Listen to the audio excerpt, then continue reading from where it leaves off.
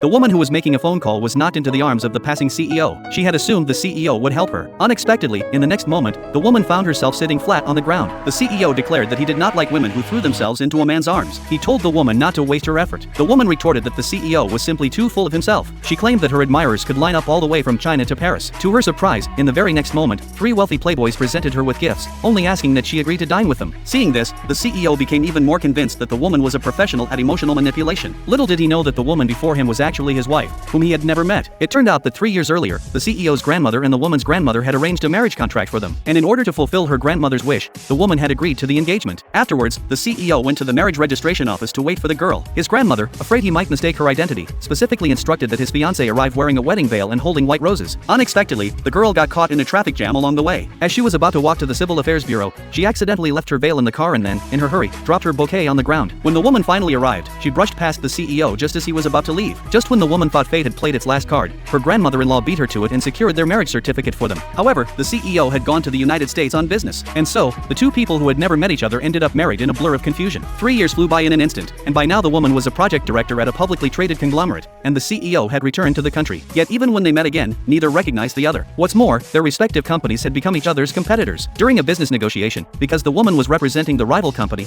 the CEO initially looked down on her. The woman merely smiled calmly and reminded him never to underestimate anyone, especially her. To his surprise, the woman ultimately won the contract. At that moment, the woman received a call from her grandmother, who, upon learning that her grandson had returned, asked the woman to pick out a gift so they could all meet. The woman then went to a luxury boutique to choose a present for her husband, only to find the CEO there as well. The CEO viewed the woman in a new light and intended to invite her to dinner to discuss a collaboration, but the woman said she had to visit her grandmother that evening, so he could only ask her out another time. The woman selected a bow tie to give to her husband, whom she had never met, but at checkout she noticed a limited edition pair of mugs. The sales clerk explained that the mugs symbolized a couple's lifelong happiness, so the woman swapped the bow tie for the mugs. Meanwhile, the CEO received a call from his grandmother, immediately canceled an urgent meeting, and went to select a gift for his never-before-seen wife. But to his surprise, the woman waited for a long time without seeing her husband arrive, and after taking a work call from her boss, she left, citing business as the reason. In this way, the CEO and the woman passed each other by once more. When the CEO rushed to his grandmother's hospital room, he discovered that his long-awaited wife had left unexpectedly, which made him furious. After all, on the very day 3 years ago when they signed the marriage certificate in person, the woman had failed to arrive on time, and now she had left early once again. Suddenly, he noticed a gift box on the table and recalled the bow tie the woman had bought at the boutique. He had assumed his wife was the woman, but seeing that the present was a mug, he dismissed the idea. At that point, his grandmother told him that his mother had arranged a family dinner to celebrate his return to the country, hoping to help him bond with his wife. Unexpectedly, one of the woman's former classmates also showed up, and because the two had held a grudge, the classmate shoved the woman to the ground. Seeing this, the grandmother-in-law hurriedly instructed the bodyguards to escort the classmate out,